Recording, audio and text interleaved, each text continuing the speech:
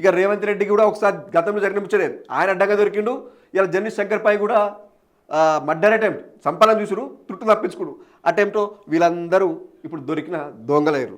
ఇది అంటే వీళ్ళు ఖచ్చితంగా చేయాలని చేసిన ప్లాన్ తప్ప ఇదేదో అనుకోకుండా ఏదో జరిగిన చిన్న చిన్న యాక్సిడెంట్. చాలా మంది అనుకురు ఏదో చిన్న యాక్సిడెంట్ ఏముందని. చూసారు కదా, తీగ లాగితే డొంక కదులుతుంది, ఒక్కొక్కరు కదులుతుర్రు. కార్పొరేటర్ పోటీ చేసిన కాచి వ్యక్తికి మొదలు పెడితే సీఎం రేవంత్ రెడ్డి వరకు దీని వెనుక వీళ్ళందరి హస్తం చెప్పి స్పష్టమవుతుంది. ఇలా ఇక వేరే ఆలోచన కూడా ఏం లేదు. ఇంతకు మించి ఆధారాలు ఏం కావాలి మీకు? ఇంకా ఇవన్నీ ఫోటోలు మార్ఫింగ్ చేసే కావు, పక్కా సీసీ ఫుటేజ్ ఆధారాలు, సీసీ ఫుటేజ్ని తీసుకున్న ఆధారాలు, సాక్షి నుంచి సేకరించిన నిజాలు ఇవన్నీ. అంతమొందించేందుకే నిందితులను వదిలేశారా? జర్నలిస్ట్ శంకర్పై ఇంకా కుట్రలు ఆగలేదా? మనిషిని అంతమొందించేందుకే ప్లాన్ చేస్తున్నారా? అందుకే అసలు నిందితులను వదిలేశారా? స్పాట్లో ఉన్న నిందితులంతా ఏమయ్యారు? డ్రామా ఆర్టిస్ట్గా వచ్చిన యువతులు ఎవరు? పోలీసులు ఎందుకు వారి వివరాలు చెప్పడం లేదు? నిందితులు మళ్ళీ దాడి చేసే ఎవరి బాధ్యత? అయితే ఇప్పుడు మీకు ఇలా చెప్పాల్సిందంటే శంకర్ని హత్య చేయడానికి వచ్చిన వీళ్ళంతా ఓ 10 మంది 12 మంది గ్యాంగు వీళ్ళంతా అక్కడికి వచ్చారు. ఇది వీళ్ళంతా వాళ్ళ మీరు విజువల్ చూపిస్తారు మళ్ళీ మీకు ఒకసారి. అంతమంది వచ్చి వీళ్ళు నిందితులు ఇప్పుడు వాళ్ళు ఎక్కడ వరకు తెలియదు, వాళ్ళంతా ఎక్కడ వరకు తెలియదు. వాళ్ళు ప్లాన్ చేసుకురు, కొట్టిరు, వాళ్ళు చంపాలనుకురు. అది జర్ల మిస్ అయిపోయి పారిపోయిన శంకర్. ఇప్పుడు వీళ్ళిద్దరే కనబడుతున్నారు, 2 అమ్మాయిలు కనబడుతున్నారు, నలుగురే కనబడుతున్నారు మొత్తం అంతా. మరి మిగతా నిందితులేరి? ఇప్పుడు ఇద్దరిని పట్టుకురండి. మన పోలీసులు చెప్పి ఇద్దరే ఉండరు. ఇప్పుడు ఇక్కడ ఉన్న ఇద్దరేమో, ఇద్దరు మాత్రం కస్టడీలో తీసుకున్నారు, రిమాండ్ పంపించారు. రిమాండ్ తీసుకున్నారు, 41 CRP నోటీస్ ఇచ్చి వాళ్ళకి విచారణ చేస్తున్నామని చెప్తున్నారు. మరి మిగతా వాళ్ళందరూ ఏరి? అంత దారుణంగా సీసీటీవీ ఫుటేజ్ లో పక్కా కనబడుతున్నారు. వాళ్ళంతా ఎంత కర్కశంగా దాడి చేశారు, ఎలా తన్నారు, ఒక అసలు మానవ మృగాలకు ప్రవర్తించారు వాళ్ళంతా. మరి వాళ్ళందరినీ ఎందుకు వాళ్ళని పట్టుకోలేరు? ఇప్పటికి దాడి జరిగి 3 రోజులు అవుతుంది. 3 రోజుల నుంచి ఒక్కరిని ఐడెంటిఫై చేయలేకపోయారా? మీరు 2 రోజుల నుంచి చెప్తున్నాం, సాయిరాం రెడ్డి గురించి చెప్తున్నాం. సాయిరాం రెడ్డి వెనుక ఉండు, ఇతను వచ్చి రిక్కి నిర్వహించిండు అని గత 3 రోజులుగా చెప్తున్నాం. కనీసం ఆయన ఎందుకు పిలవట్లేరు? విచారణగా మీరు పిలిచారా? మీకేమన్నా లేకపోతే పైనుంచి ఏమైనా ఆర్డర్స్ వచ్చాయా? దీని ఇట్లా లైట్ తీసుకోండి, ఏదో చేయలేదని కూడా చేయమని చెప్పి మీకు ఏమైనా ఆర్డర్స్ వచ్చాయా? ఎందుకు మీరు మిగతా వాళ్ళు వదిలిపెట్టారు? ఎందుకు వాళ్ళు ఎంక్వైరీ పిలవట్లేరు? నిజంగానే ఈ మీరు చెప్పిన దాంట్లో నిజం ఉందా లేదా ఎంక్వైరీ చేయాల్సిన బాధ్యత పోలీసులపై ఉంది. కానీ ఎందుకు చేయట్లేరు మీరు? వీళ్ళంతా వచ్చినంతా ఎవరు? అప్పటికప్పుడు వీళ్ళందరూ వచ్చిన వాళ్ళంతా కొట్టి ఆ పోలీసుల వెహికల్ రాగానే సైలెంట్గా వెళ్ళిపోతారు. వాళ్ళంతా సడన్ గా రావడం, కొట్టడం, ఆ పోలీసుల వెహికల్ రాగానే వాడు కొట్టినోడు విజువల్లో వాడు చెయ్యి ఎంత నొప్పిందంటే అబ్బా బాగా పోతుంటాడు. అంత దారుణంగా శంకర్ని కొట్టి పారిపోతారు. అక్కడ జనం కనుక లేకపోయింటే ఈ ఆడపిల్లలు కూడా తప్పించుకునేవాళ్ళు. వీళ్ళు పోలీసులు పట్టుకెళ్ళే వాళ్ళు కాదు అసలుకి. అవును, బికాస్ ఆఫ్ ది జనం, అక్కడ ఉన్న ఆ జనం చుట్టూ అన్యాయాన్ని సహించలేక, వీళ్ళు చేసిన దాడుల్ని చూసి భరించలేక జనం అంతా అక్కడ గుమిగూడి వాళ్ళని ఆపబట్టే అక్కడ అమ్మాయిలు దొరికారు. ఆ అమ్మాయిలు దొరకడం వల్లే ఈ 2 అబ్బాయిలు ప్రస్తుతానికి బయటపడ్డారు. మనకి పోలీసులు పట్టుకోగలిగారు. కానీ లేకపోతే ఇప్పుడు కూడా అసలు ఎదురు చూస్తూ ఉండాల్సింది. ఇంకా ఎప్పుడు పట్టుకుని లేడీస్ కూడా అక్కడ ఉన్న వాళ్ళు వాళ్ళ మట్టుకోవాలి. మీరే స్టేషన్కి వచ్చి కంప్లైంట్ ఇస్తాం అది. ఇక్కడ ఉన్న మహిళలు ఎవరు శంకర్ సార్ పై దాడి చేస్తున్నప్పుడు ఎవరైతే అడ్డుకున్నారో వాళ్ళే పోలీసులు చెప్పారు, వాళ్ళని తీసుకెళ్ళాలి. మీరు ఎందుకు తీసుకెళ్లారు సార్? తీసుకెళ్ళండి, అవసరమైతే ఈ రాత్రే సరే మేము స్టేషన్కి వచ్చి కంప్లైంట్ మీరు రెడీగా ఉన్నాం అని వాళ్ళు చెప్తే సరే అని చెప్పేసి తీసుకుపోయారు. లేకపోతే వాళ్ళని తీసుకుపెట్టారు కాదు, అసలు ఎవరు కూడా పెట్టారు కాదు నాకు తెలిసి. అదే దమ్మిడి కేసు, అది చిన్న కేసు లాగా ఉండి ఎక్కడక్కడ వెళ్ళిపోయేటోళ్ళు. వీళ్ళు చెప్పి ఒత్తిడి చేయడంతో వీళ్ళని పోలీసులు అప్పటికప్పుడు బండి అయితే. ఈ శివశంకర్ కాలనీ, మన ఆర్టీసీ కాలనీ, ఈ కాలనీ వాసులందరూ కూడా మా ఛానల్ తరపున ధన్యవాదాలు తెలుపుతున్నాము. మీరు ఆ రోజు సహకరించబట్టే ఈరోజు మనం ఇంతవరకు కేసును తీసుకురాగలిగి ఇంతగా మనం ఆధారాలు సేకరించగలిగాం. ధన్యవాదాలు మీ అందరికి కూడా. అయితే ఇప్పుడు ఇద్దరు పేరు చెప్తున్నారు, వీళ్ళిద్దరు అమ్మాయిలు వాళ్ళు ఏదో చెప్పారు కదా, వీళ్ళు ఎక్కడ పోయారు? వీళ్ళ డీటెయిల్స్ ఏంటి? వీళ్ళకి ఏదో నోటీస్ ఇచ్చారు, ఎప్పుడు రమ్మని చెప్పారు మీరు? స్టేషన్కి ఎప్పుడు రమ్మని నోటీస్ ఇచ్చారు మీరు? వాళ్ళ ఎంక్వైరీ ఏంటి? వాళ్ళ ఊరేంటి? వాళ్ళ పేరేంటి? వీళ్ళ వెనక ఉన్నది ఏంటి? ఇలాంటివి ఇంకా చెప్పట్లేరు.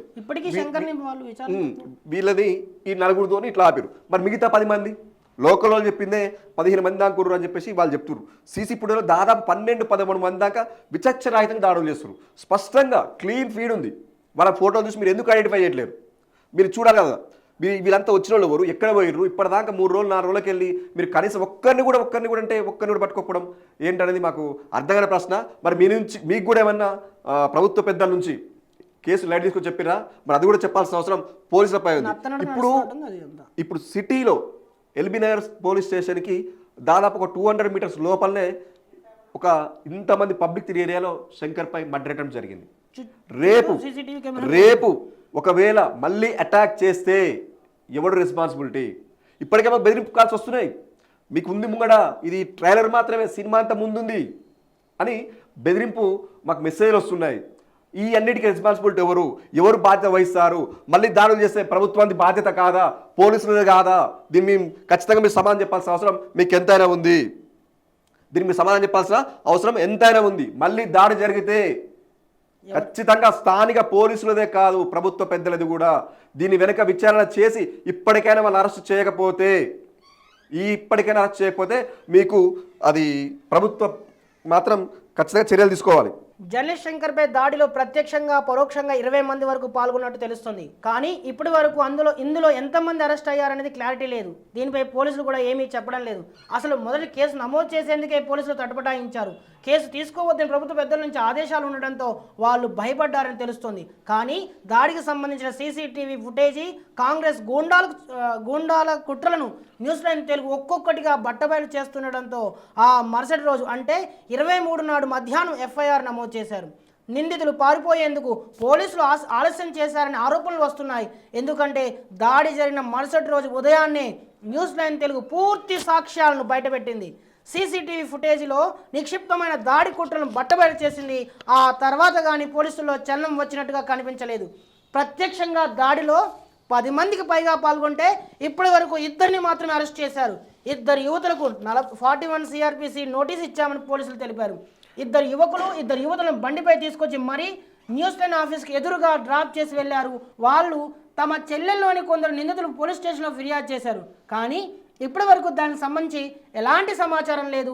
ఆ యువతులు ఎవరు, ఎక్కడి నుంచి వచ్చారు, వాళ్ళు ఎటువైపు నుంచి ఎటువైపు వెళ్తుంటే వాళ్ళు చెప్పినట్టుగా ఈ ప్రమాదం జరిగింది అనే వివరాలు బయటకు రావడం లేదు. నిందితులు చెబుతున్న వెర్షన్లోనే తీసుకున్నా ఏదైనా యాక్సిడెంట్ జరిగినప్పుడు 2 వాహనాలు ఎటువైపు నుంచి వస్తున్నాయి, ఎటు వెళ్తున్నాయి, ఎంత వేగంతో వెళ్తున్నాయి అనే పూర్తి వివరాలు పంచనామాలో రాస్తారు. కానీ పోలీసులు అలాంటి వివరాలు సేకరించారా లేదా అనేది కూడా తెలియడం లేదు. మరోవైపు 2 నిందితులు మాత్రమే అరెస్ట్ అయ్యారు. అంటే మిగతా నిందితులంతా మరోసారి జర్నలిస్ట్ శంకర్పై దాడి చేసేందుకు తిరుగుతూనే ఉన్నారా? వాళ్ళను పోలీసులు ఎందుకు అరెస్ట్ చేయలేకపోతున్నారు అనే ప్రశ్నలకు జవాబు చెప్పేవారే కరువయ్యారు. అది ఇలా చెప్పినా కదా, అయితే వీళ్ళు పక్కా ప్లాన్ ప్రకారం మీకు నిన్న అంటే మీకు కరెక్ట్ మీ ఫుటేజ్ అబ్జర్వ్ చేస్తుంటే ఒక్కొక్క రిజల్ట్ బయటపడుతున్నాయి. ఇక్కడ విషయం ఏంటంటే మీకు ఒక ఫుటేజ్ చూపిస్తాం. అయితే వీళ్ళు ఎంత ప్లాన్ అంటే మనం స్కూటీపై వచ్చి వాళ్ళ వెయిట్ చేస్తున్నారు అనుకున్నాం. కాదు వీళ్ళు అంటే 2 వ్యక్తులు, 2 మగవాళ్ళు 2 అమ్మాయిల్ని 2 స్కూటీలపైన ఎక్కించుకొని వచ్చి మనం అనుకున్న ప్లాన్ ప్రకారం ఒక దగ్గర దింపి ఒక స్కూటీ వాళ్ళకి అప్పగించి వీరిద్దరు మొగోళ్ళు మళ్ళీ ఒక బండి మీద వెళ్ళిపోతారు. ఈ ఆడలకు ఒక బండి ఇచ్చిపోతారు. ఇది మనకు సీసీ ఫుటేజ్ చూస్తే కూడా అర్థమవుతుంది. అంటే పరిశీలిస్తుంటే ఒక్కొక్క నిజం బయటపడుతుంది. ఇప్పుడు ఆ ఫుటేజ్ చూసే ప్రయత్నం చేస్తాం, ఒక ఫోటో ఆ విజువల్ చూసే ప్రయత్నం చేస్తాం. మీరు ఒకసారి చూడండి. 2 స్కూటీల మీద వచ్చి అమ్మాయిలు ఆడ దింపేసి ఒక స్కూటీ వాళ్ళకి ఇచ్చేసి ఇంకో స్కూటీ మీద 2 వెళ్ళిపోతారు. ఆ విజువల్స్ మీరు ఇక్కడ చూపించే విజువల్స్ స్పష్టంగా పడుతుంది చూడండి. ఇగో 2 స్కూటీల మీద 2, ఇక్కడ ఒక స్కూటీ, ఇక్కడ ఒక స్కూటీ, ఇక్కడ ఒక స్కూటీ, 2 స్కూటీల మీద అమ్మాయిలు 2 అబ్బాయిలు వచ్చారు. ఇక్కడ స్కూటీ, ఇక్కడ స్కూటీ, ఈ స్కూటీ నుంచి ఒక ఆమె, ఈ స్కూటీ నుంచి ఒక ఆమె దిగి ఒక స్కూటీ తీసుకుంటారు. ఇంకో స్కూటీ మీద 2 మగవాళ్ళు దింపేసిన వెళ్ళిపోతారు. ఇది ప్లాన్ కాదా? మీరే ఆలోచిస్తే మరొకసారి అర్థమైంది. చూడండి ఒకసారి. ఇగో అక్కడ చూడండి. ఇగో ఒక అమ్మాయి దిగింది, ఇగో ఇక్కడ నుంచి ఇంకో అమ్మాయి దిగింది, ఇగో వాడు స్కూటీ ఉందా, ఇగో ఈ అమ్మాయి ఇప్పుడు ఎక్కుతుంది, ఇగో 2 వెళ్ళిపోతారు. స్కూటీ ఇచ్చిన వాళ్ళు వెళ్ళిపోతారు. ఇక స్కూటీ ఇచ్చేసేసి మీరు రాండి అమ్మా, మీ వాడు కావాలి కాస్తుంటావు, ఇక మీ ప్లాన్ స్టార్ట్ చేయండి, ఇక మీరు దింపినాం కదా మీరు చూసుకోండి. అగో మళ్ళీ ఒకసారి ప్లే చేయాలి సతీ. మళ్ళీ ఒకసారి స్టార్టింగ్ వెళ్ళి చూడండి. స్కూటీ మీద 2 స్కూటీ మీద ప్లే.